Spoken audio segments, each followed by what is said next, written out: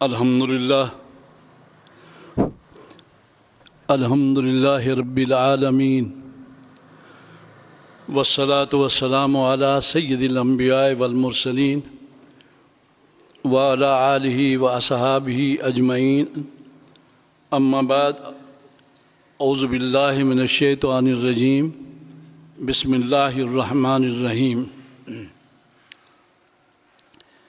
اذا سألک عبادی انی فإنی قریب اجیب دعوت الداعی اذا دعان فلیستجیبوا لی وليؤمنوا بی لعلہم یرشدون سبحان ربک رب العزت عما یصفون وسلام علی المرسلین والحمد للہ رب العالمین۔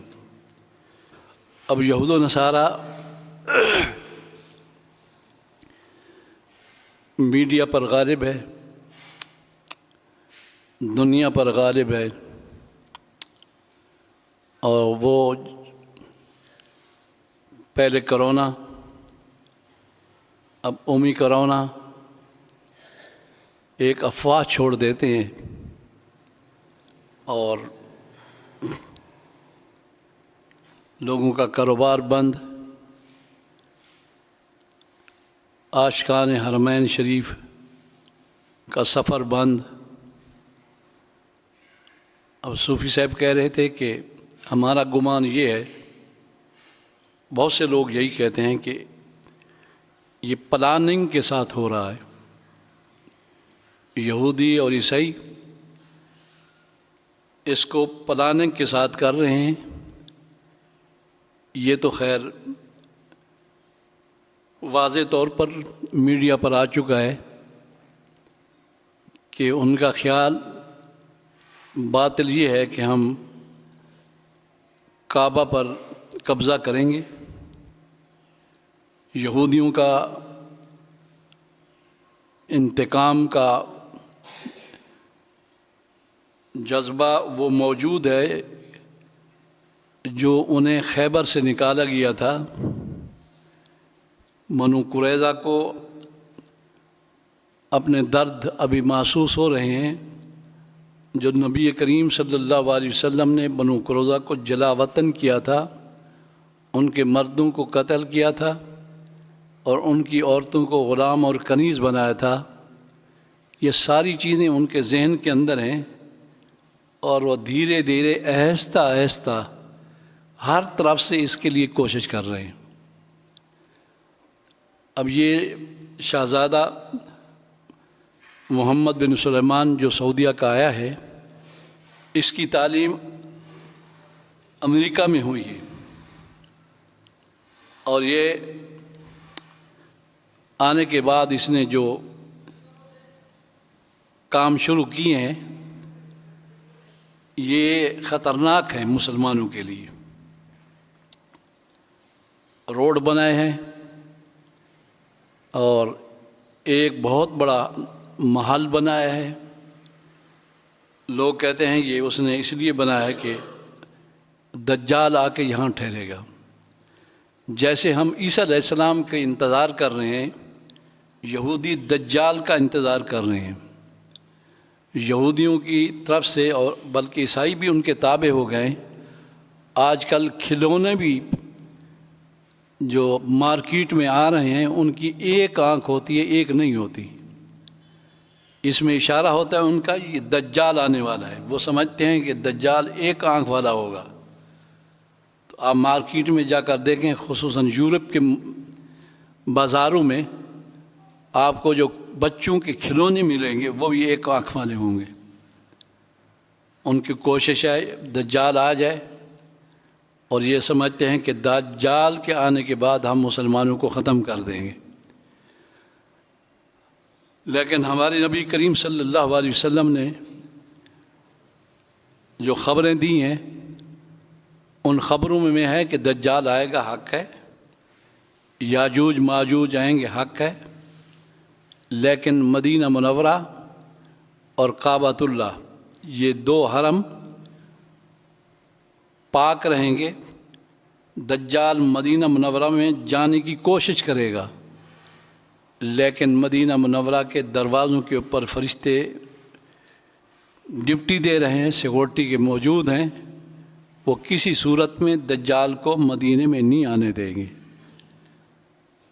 یہ ان کی بھول ہے، لیکن کوشش کر رہے ہیں۔ وہ تو ہم حدیثوں کو نہیں مانتے، ہمارے نبی کی خبروں کو بھی نہیں مانتے، وہ تو سمجھتے ہیں ہم ایسا کر کے رہیں گے۔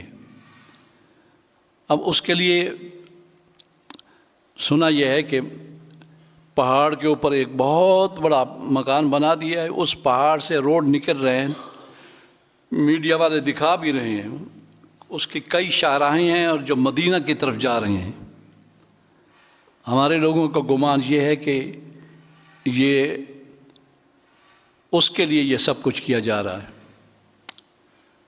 ہمارے نبی کریم صلی اللہ علیہ وسلم نے فرمایا کہ جب دجال اس دنیا میں آئے گا اور تباہی مچائے گا تو اس کے بعد حضرت عیسیٰ علیہ السلام آسمان سے اتریں گے، امام مہدی پہلے آ چکے ہوں گے اور یہ دونوں دجال کو ختم کر دیں گے اور پھر یہودیوں کو ختم کریں گے۔ حتیٰ کہ اگر کوئی یہودی ببول کے درخت کے نیچے چھپا ہوگا تو درخت بولے گا کہ اے مسلمان، ایک یہودی میرے پاس چھپا ہوا ہے، اس کو پکڑ کر مسلمان قتل کریں گے۔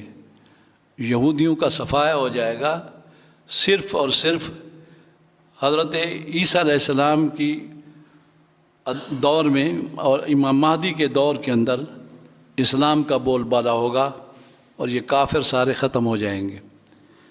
یہ ہمارے نبی کریم رؤوف الرحیم صلی اللہ علیہ وسلم نے ہمیں خبریں دی ہیں۔ اب جو امور ہونے ہوتے ہیں وہ تو ہوں گے، وہ تو تقدیر کا حصہ ہیں اور تقدیر بدل نہیں سکتی۔ نظام اللہ تعالیٰ کا ہے، سارا نظام۔ اگر دجال کو نہ آنے دے تو قادر مطلق ہے۔ اس طرح یہودیوں کو یہ فتح نہ دے تو وہ قادر مطلق ہے، لیکن اس کا اپنا ایک سسٹم اور نظام ہے۔ اب مسلمانوں کے لیے کہ ان کے خلاف کام کرتے رہیں، کوشش کرتے رہیں اور دعا کرتے رہیں۔ تو سارے نبیوں نے، سرکار دو عالم صلی اللہ علیہ وسلم تو دجال سے اتنا خوف زدہ تھے کہ کوئی بھی نئی خبر آتی تھی تو صحابہ سے کہتے تھے کیا دجال تو نہیں ہے؟ تمیم داری کشتی پر سوار ہوا، ان کی کشتی سمندر میں گم ہو گئی، گم ہونا یعنی ساحل پر نہ لگ سکی اور کہیں اور جزیرے میں جا کر لگی، اور اس جزیرے میں ایک انسان دیکھا گیا جو زنجیروں میں جکڑا ہوا تھا اور اس کے جسم کے اوپر سب بال ہی بال تھے۔ اس نے حضرت تمیم داری اور ان کے ساتھ جو دوست اس جزیرے پر اترے تھے، اس نے پوچھا کیا مکہ مدینہ میں آخری نبی آ گیا ہے؟ انہوں نے کہا وہ آ گیا ہے۔ جنگیں ہو رہی ہیں، جنگیں ہو رہی ہیں، فتح ہوتی ہے ان کو۔ انہوں نے کہا کبھی فتح ہوتی ہے، کبھی شکست بھی ہو جاتی ہے۔ اس نے سارا ڈیٹا پوچھا اور اس نے کہا کہ میں گرفتار ہوں، ایک وقت آئے گا کہ مجھے چھوڑ دیا جائے گا اور میں حرمین طیبین تک مسلمانوں کے خلاف کام کروں گا۔ جب تمیم داری آیا تو حضور کریم صلی اللہ علیہ وسلم کو اس نے یہ سارا واقعہ سنایا کہ ہماری کشتی ہچکولے کھاتی کھاتی کھاتی کھاتی ایک ایسے جزیرے پر اتری جہاں کوئی انسان نہیں تھا، لیکن وہ ایک شخص تھا جس سے ہماری ملاقات ہوئی اور اس نے یہ باتیں کی۔ تو حضور کریم صلی اللہ علیہ وسلم نے سارے صحابہ کو بلایا اور فرمایا صحابہ دیکھو تمیم داری کی باتیں سنو، میں تمہیں ڈراتا تھا کہ دجال آنے والا ہے، ہو سکتا ہے کہ یہی جنوں میں جکڑا ہوا آدمی ہے یہ دجال ہو۔ تو یہ ساری باتیں پہلے حضور علیہ السلام بتایا اور آپ نے فرمایا کہ آدم علیہ السلام سے لے کر اب تک جتنے نبی آئے سب دجال سے ڈراتے آئے، کیونکہ اللہ تبارک و تعالیٰ نے دجال کو بھیجنے کا کسی نبی کو یہ نہیں کہا کہ آپ مطمئن ہو کے سو جائیں دجال نہیں آئے گا۔ سارے نبی اپنے امتیوں کو ڈراتے رہے اور دعا کرتے رہے۔ اللہ تبارک و تعالیٰ یہود و نصارہ کے مکر سے پناہ عطا فرمائے دجال کے حوالے سے اگر آپ نے ویڈیوز سننی ہو تو ڈاکٹر اسرار کی ویڈیو سنیں. فوت ہو گیا، وہ ہمارے مسلک کا تو نہیں تھا، لیکن اس نے اس موضوع پر بہت اچھی تقریریں کی ہیں. اس نے کہا کہ واشنگٹن میں فلاں سن کے اندر یہ پالیسی بنی کہ دجال کو لانے کے لیے ہم نے کیا کیا کرنا ہے. اس نے سب کچھ بتا دیا. اس نے کہا، تو اس کی آپ تقریریں سنیں گے تو آپ کو سمجھ آئے گی کہ واقعی ان لوگوں کی پلاننگ ہے. اب اس پلاننگ کے اندر ہو سکتا ہے یہ کرونا، پھر اومی کرونا، کاروبار بند، مسلمان غریب ملک تھے یہ گر گئے، اور بڑے بڑے ملک جو ہیں وہ تو اپنے پیروں پر ابھی تک کھڑے ہیں، لیکن چھوٹے ملک تو بہت پریشان ہیں، اور مسلمان چھوٹے ملک ہیں سارے. اب اللہ تعالیٰ کا اپنا نظام ہے، بندہ کچھ نہیں کر سکتا، شکایت بھی نہیں کر سکتا. وہ وحدہ لا شریک ہے، اس کی شکایت کون کرے؟ شکایت کرنا جائز نہیں ہے. آج پوری دنیا پر جو زبان ہے انٹرنیشنل انگریزی ہے. تمام ملکوں کے اندر انٹرنیشنل کی جو ساری دنیا پر پیسہ چل رہا ہے اس کا نام ڈالر ہے، امریکی ڈالر. ساری دنیا پر آپ باہر ملکوں میں جائیں تو ڈالر کے علاوہ دوسری کرنسی کوئی لیتا ہی نہیں ہے، صرف ڈالر ہے. یہ امریکہ کا ہے ڈالر. حتیٰ کہ چائنا اور روس بھی لین دین کرتے ہیں تو ابھی تک ڈالر میں کرتے ہیں. برابر کی طاقتیں ہیں، لیکن اتنا نہیں ابھی تک طاقتور ہوئے جتنا کہ امریکہ ہے. اسی طرح ان کی تہذیب، ان کی زبان، ان کی تہذیب، ان کی تحقیق، یہ فیس بک، انٹرنیٹ، یہ ساری چیزیں انہی کی ایجاد کردہ ہے. اللہ تبارک و تعالی نے مسلمانوں کا امتحان لینے کے لیے یہ ساری تحقیقیں ان کو دے دی ہیں، اور جو نوجوان مسلمان ہیں ان تحقیقوں کو دیکھ کر گمراہ ہوتے جا رہے ہیں. وہ کہتے ہیں کہ اللہ تعالیٰ اگر ہمارے ساتھ ہوتا تو یہ ساری چیزیں ہمارے پاس ہوتی. جو یونیورسٹیوں میں پڑھتے ہیں لوگ وہ تو یہ چیز دیکھتے ہیں کہ ترقی کس ملک میں ہو رہی ہے. ہمارے مسلمان تو آج تک کہتے ہیں انہوں نے کوئی ایسی فیکٹری نہیں لگائی جس کے اندر سوئی بن سکے. جتنی چیزیں آ رہی ہیں، یہ فون آ رہے ہیں، آئی فون آ رہے ہیں، سب کچھ آ رہا ہے، یہ سب باہر سے آئے. مشینیں آ رہی ہیں، ہم جو مشینیں گھر میں استعمال کرتے ہیں یہ سب کچھ باہر سے بن کے آ رہا ہے. تو اب نوجوان تو سوچنے پر مجبور ہے. ہم تو مولوی ہیں، ایک محدود علاقے کے اندر بیٹھے ہوئے ہیں اور قرآن و حدیث کے حوالے دے دے کر مطمئن کرتے ہیں لوگوں کو، لیکن جب لوگ مولویوں سے ہٹ کر الگ اپنے گھروں میں رہتے ہیں تو وہ تو عقل سے سوچتی ہے. تو کتنا بڑا امتحان ہے، کتنا بڑا امتحان ہے اللہ تعالیٰ کا. اللہ تعالیٰ اس دور میں اگر کسی آدمی کا ایمان سالم رکھے تو یہ اس کا بڑا کرم ہے. اس لیے حضور کریم صلی اللہ علیہ وسلم نے فرمایا تھا ایک وقت آئے گا کہ ہر شخص کا ایمان خطرے میں ہوگا. وہ شخص بچ جائے گا جو شخص چند بکریوں کو لے کر پہاڑ کے اوپر نکل جائے اور وہ بکریوں کی وجہ سے اپنی غذا بھی حاصل کرتا رہے اور اللہ اللہ بھی کرتا رہے. اس کا مفہوم ہمارے علماء یہ کرتے ہیں کہ جو شخص دنیا سے کٹ کے رہے گا، دنیا کے رونقوں میں نہیں آئے گا تو وہ ایمان بچا کے لے جائے گا.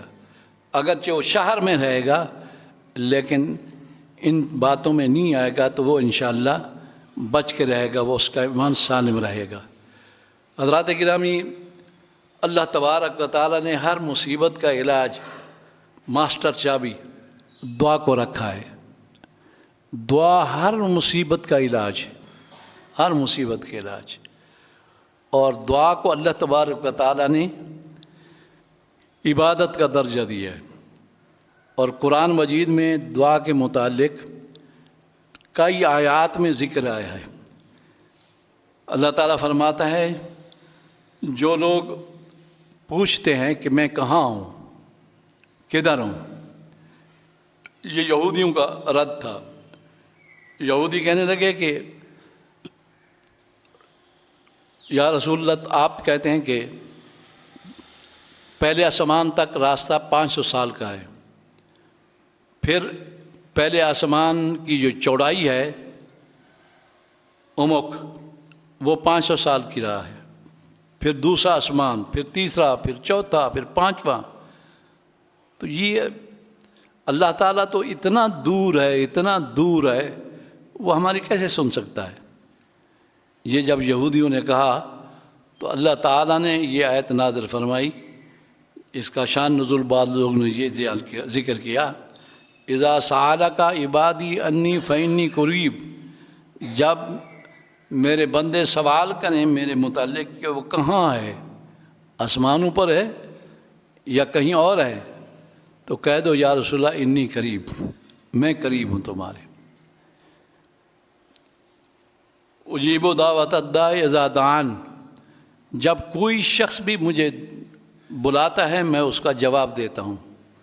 فَلْيَسْتَجِيبُوا لِي وَلْيُؤْمِنُوا بِي، میرے ساتھ ایمان لاؤ اور دعا مانگو، طلب کرو، اللہ تبارک و تعالیٰ تمہاری دعا سن سکتا ہے۔ تو اب دعا کے کئی درجے ہیں، اللہ تعالیٰ دو لوگوں کی دعا تو نہیں سنتا، لیکن کبھی کبھی ان کی بھی سن لیتا ہے۔ ایک تو کافر ہیں، وما دعاء الکافرین الا فی ضلال، اللہ تعالیٰ ارشاد فرماتا ہے کافروں کی دعا وہ ضائع ہو جاتی ہے، وما دعاء الکافرین الا فی ضلال، وہ دلال میں ہوتی۔ اور ایک اس آدمی کی دعا بھی اللہ قبول نہیں کرتا جو حرام کھاتا ہے۔ حدیث پاک میں آتا ہے کہ ایک حاجی حج پر جاتا ہے اور وہ اللہ تعالیٰ کو عرض کرتا ہے لبیک لبیک یا رب لبیک، اللہ تعالیٰ کی طرف سے جواب آتا ہے لا لبیک لا لبیک لا سعدیک۔ فرشتے پوچھتے ہیں یا رب العالمین اس کا لبیک سعدیک قبول کیوں نہیں ہے؟ اللہ تعالیٰ فرماتا ہے کہ اس کے جسم پر جو لباس ہے وہ حرام کا ہے، اس کے پیٹ کے اندر جو غذا ہے وہ حرام کی ہے، اس کے پاس سواری کا جو کرایہ ہے وہ حرام کا ہے۔ جس کے ہر چیز حرام کی ہو تو اس کی میں دعا کیسے قبول کروں، اس کی لبیک میں کیسے قبول کروں؟ تو یہ دو شخص ایسے ہیں، ایک تو کافر ہے اور ایک وہ آدمی ہے جو حرام خور ہے، حرام کھاتا ہے۔ اب اس پر اگر تھوڑا سا غور کریں تو آج کون ہے شخص جو حرام سے بچا ہوا ہے؟ غصب کا مال، چوری کا مال، سود، جوا، پتہ نہیں کتنے حرام ہیں، اور لوگ لگے ہوئے ہیں، کھا رہے ہیں، پی رہی ہیں، اور پھر ہم لوگ شکایت کرتے ہیں دعائیں قبول نہیں ہوتی۔ 35 لاکھ حاجی اگر دعا مانگتا ہے یا اللہ امریکہ کو تباہ کر دے، دعا مانگ رہے ہیں سارے، کچھ بھی نہیں ہو رہا، وہ دن بدن ترقی کر رہا ہے، مسلمان نیچے جا رہے ہیں، کچھ بھی نہیں ہو رہا۔ سعودیہ سے نکل جائے، حرمین طیبین کو چھوڑ دے، کچھ بھی نہیں ہو رہا۔ آگے آگے آج سعودیہ کے اندر سنیما کھل گئے ہیں، جوئے خانے کھل گئے، عیاش خانے کھل گئے ہیں۔ سیدہ آمنہ کے جو ابوا جگہ ہے اس کے ساتھ انہوں نے ایک ایسا شہر بسایا ہے جس کے اندر بالکل یورپ معلوم ہوتا ہے، ننگی لڑکیاں بازار میں گھوم رہی ہیں، بازار ایسا بنا دیا اس جگہ پر جہاں حضرت آمنہ کا گھر، حضرت آمنہ کا مدفن ہے، دفن کی جگہ۔ میرا بھتیجا وہاں رہتا ہے، بھانجی بھی وہاں رہتی ہے، ڈاکٹر ہے، تو وہ کہتے ہیں جی اس شہر کے اندر جب آپ جائیں گے تو آپ کو ایسا لگے گا جیسے کہ کسی انگریز کا ملک کا شہر ہے، یورپ کا شہر ہے، ننگا لباس، ننگی ہوٹل، سب کچھ۔ تو یہ سعودیہ میں ہو گیا، مدینہ منورہ کے قریب ہو گیا، اور بھی بن رہے ہیں، ان کے بڑے بڑے منصوبے بن رہے ہیں، لیکن دعا کسی کے قبول ہی نہیں ہو رہی۔ اللہ تعالیٰ وحدہ لا شریک ہے۔ حضرت امام بخاری بیان کرتے ہیں یا کوئی، انہوں نے ایک روایت بیان کی، حجاج بن یوسف بہت بڑا ظالم بادشاہ تھا، بڑے لوگوں کو قتل کیا، ہزاروں کو نہیں لاکھوں کو قتل کیا اور بے گناہوں کو قتل کیا۔ بغاوت کا کیس درج کر کے، یہ باغی ہے، عبد المالک بن مروان کا گورنر تھا وہ، اور اس نے صحابہ کرام کو بھی قتل کرایا اور جتنے صالحین لوگ تھے سب کو قتل کرایا، جیلیں بنوائی، ان کی چھتیں نہیں تھیں، دھوپ کے اندر جیلوں کے اندر، اور مرد اور عورتیں اکٹھے ہوتے تھے، چیختے تھے اور چلاتے تھے، اور یہ ظالم جب جمعے کے لیے جاتا تھا تو وہ الفاظ ادا کرتا تھا جو اللہ تعالیٰ جہنم والوں کے لیے استعمال فرمائے گا، قال اخسؤوا فیہا، چخے ہو جاؤ اس کے اندر، روتے رہو، چیختے رہو، چلاتے رہو، وہیں پیشاب، وہیں کھانا، وہیں گزارا، مرد عورت کٹھے، اور پھر جن لوگوں کو قتل کیا بہت قتل کرائے۔ ہماری کتابوں میں آتا ہے، تاریخ کی کتابوں میں، اس نے اپنے وزیروں سے پوچھا، بھائی میں نے سنا ہے کہ کوفے کے اندر 40 ولی اللہ رہتے ہیں، 40 بزرگ رہتے ہیں۔ اس نے کہا وہ جو 40 ولی اللہ ہیں جس کے خلاف دعا کریں اللہ قبول کر لیتا ہے، مجھے یہ بتاؤ کہ ان کی بد دعا سے میں کیسے بچ سکتا ہوں؟ اگر انہوں نے میرے لیے بد دعا کر دی تو میں تو تباہ ہو جاؤں گا، یہ کام نہیں کر سکوں گا، یہ کر رہا ہوں۔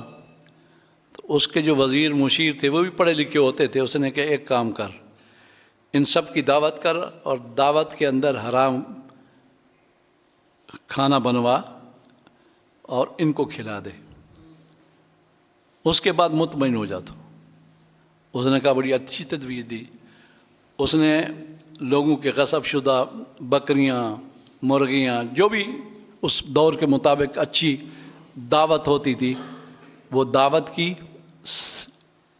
لوگوں سے چھینی ہوئی چیزیں، حرام کی چیزیں ہوتی ہیں، چھینی ہوئی چیزیں دعوت کی، اور دعوت کرنے کے بعد بزرگان دین کوفہ کے اندر جو رہتے تھے ان کو دعوت دی اور کہا حضور آپ تشریف لائیں، آپ کی ہم دعوت کر رہے ہیں۔ وہ بڑے خوش ہو گئے، بھی وقت کا حاکم ہے، ہماری عزت کر رہا ہے، کھانا دے رہا ہے، اور وہ کھانے پر سارے آ گئے، انہوں نے خوب کھانا اڑایا، کھایا پیا سب کچھ کیا، اور اس کے بعد وہ واپس چلے گئے۔ تو اس نے کہا کہ بزرگان دین کو کہ اب میں آپ لوگوں سے مطمئن ہو گیا ہوں۔ انہوں نے کہا کیسے؟ انہوں نے کہا یہ کھانا حرام کا تھا اور تم لوگوں نے کھا لیا، اور اللہ تعالیٰ کا قانون ہے جو شخص حرام کھا لے اس کی دعا قبول نہیں کرتا۔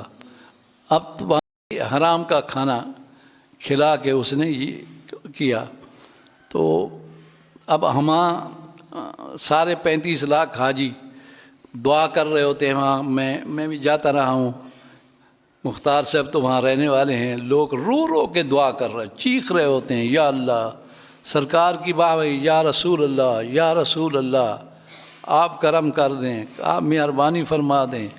اب نعت خان بھی کہہ رہا تھا کہ لگتا ہے کہ حضور خفا ہو گئے، وہ خفا نہیں، وہ ہم سے زیادہ رو رہے ہیں، ہمارے سے زیادہ رو رہے ہیں، لیکن یہ ہے کہ اللہ تعالیٰ کی تقدیر غالب ہے، واللہ غالب علی امرہ ولکن اکثر الناس لا یعلمون۔ اللہ تعالیٰ کہتا ہے کہ میں جو کام کرنا چاہتا ہوں اس پر میں غالب ہوں، لیکن لوگوں کو شعور نہیں اس بات کا، جو کچھ میں نے نظام بنایا ہے وہ ہوگا۔ یہ قوم اتنی گمراہ ہو جائے گی، اتنی گمراہ ہو جائے گی، کافر تو کافر، مسلمان بھی روڈوں پر کھڑے ہو کر ننگے زنا کریں گے۔ یہ وقت آئے گا اور آ رہا ہے۔ ہم تو مسجد میں بیٹھے ہیں نا، ہمیں کوئی پتہ نہیں باہر کیا ہو رہا ہے، باہر تو بہت کچھ ہو رہا ہے، اور مسلمان سب کچھ کر رہے ہیں۔ اللہ تعالیٰ پناہ عطا فرمائے۔ تو یہ سارا نظام ہے۔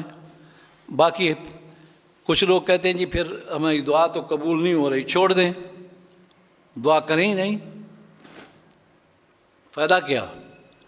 تو ان سے گزارش ہے کہ دعا کرنے کا حکم ہے، اللہ تعالیٰ کا حکم پر عمل کرنا ہوتا ہے، اس کا ثمرہ آپ کو ملے یا نہ ملے، آپ پر حکم ہے کہ آپ دعا کریں، کرتے رہیں،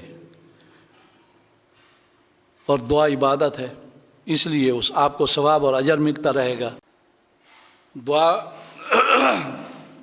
ایک حضرت عمار بن یاسر کی دعا، حضرت عمار بن یاسر حضور کے صحابی تھے، انہوں نے روایت کی دعا، اور دعا کا طریقہ یہ ہے کہ دعا تو مانگیں، ہر صورت میں مانگیں، لیکن ہر وہ چیز جس کی عاقبت کا علم نہ ہو اس کے لیے تو دعا میں یہ کہیں کہ یا اللہ اگر میرے حق میں بہتر ہے تو یہ کرم فرما دیں، اور جو چیز یقیناً بہتر ہے مسلمان کے حق میں تو اس کے اندر یہ نہ کہے بہتر ہے تو دے دو، بہتر نہیں تو نہ دے، یہ ایسا نہیں ہے۔ اس پر بہت بڑا ایک رسالہ لکھا ہے ہمارے ایک عالم نے، تو یہ روایت ہے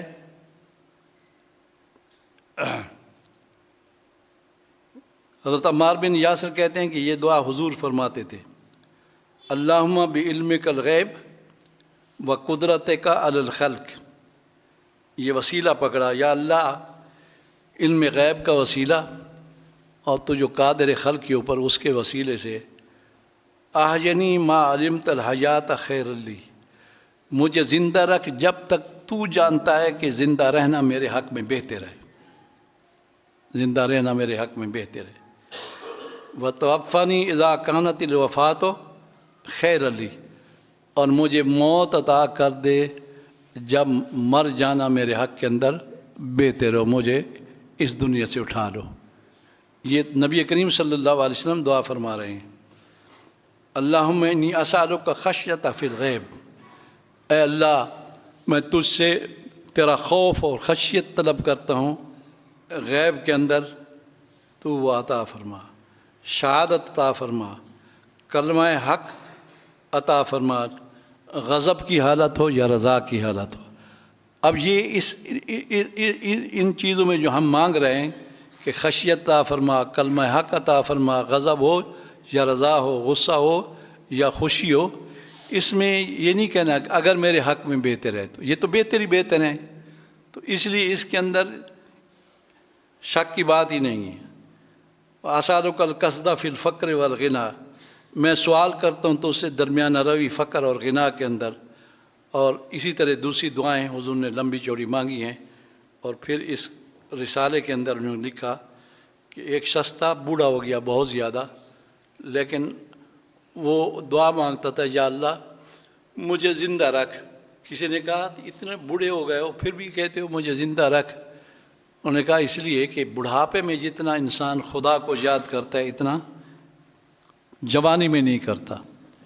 اٹھتا ہے انسان، گھٹنے جواب دے جاتے ہیں، کہتے ہیں یا اللہ یا اللہ۔ کئی مریضوں کو دیکھا ہے، بیمار آدمی بھی اسی طرح۔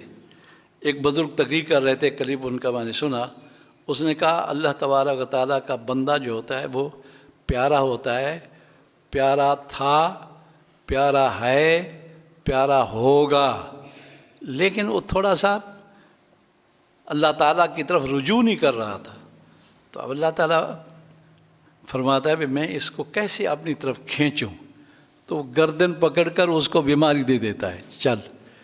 جب بیماری دیتا ہے تو پھر دن رات کہتے ہیں یا اللہ یا اللہ یا اللہ۔ پہلے وہ مست تھا، غافل تھا۔ یہ بیماری جو ہے، اس لیے حضور نے فرمایا مومن کے حق میں بیماری یہ خیر ہی خیر ہے، اس لیے کہ مومن تو عبرت حاصل کرے گا، اللہ سے معافی مانگے گا، اور جو کافر ہے ان کو تو خیر غافل ہی غافل ہیں، تو خدا کو مانتے ہی نہیں ہیں، تو ان کے لیے کچھ بھی نہیں ہے۔ تو اس لیے حضور نے فرمایا جس آدمی کی عمر لمبی ہو وہ حسن اسلام ہو، اور اس کا اسلام حسین ہو جائے، تو اس کے حق میں وہ لمبی عمر بہتر ہے، اور جس کی عمر لمبی ہو اور اس کا اسلام بہتر نہ ہو، خراب ہو جائے، گناہ ہوتے جائیں، اس کے لیے پھر وہ زندگی جو ہے بہتر نہیں ہے۔ اللہ تبارک و تعالی مسلمانوں کو خیر اور بھلائی عطا فرمائے۔ بہت بڑا امتحان ہے اور آئندہ امتحان آنے والا ہے، اب پتہ نہیں مسلمانوں کے ساتھ کیا ہوگا۔ خدا تعالیٰ اپنے امتحانوں سے بچائے، اور سب سے بڑا امتحان سلب ایمان ہے۔ اللہ تعالیٰ سلب ایمان سے ہماری حفاظت فرمائے اور حرمین طیبین کو کھول دے۔ آپ سارے لوگ آپ دعا مانگیں کہ حرمین طیبین کو اللہ تعالیٰ کھول دے۔ سارے کام تو اللہ کرتا ہے نا، یہود و نصارہ کیا کر سکتے ہیں؟ ہاں، یہود و نصارہ کو تو آگے کیا ہوا ہے نا، یہود و نصارہ کو، لیکن جب چاہے کرے گا تو سب کچھ ہوتا جائے گا، سب کچھ ہوتا جائے گا۔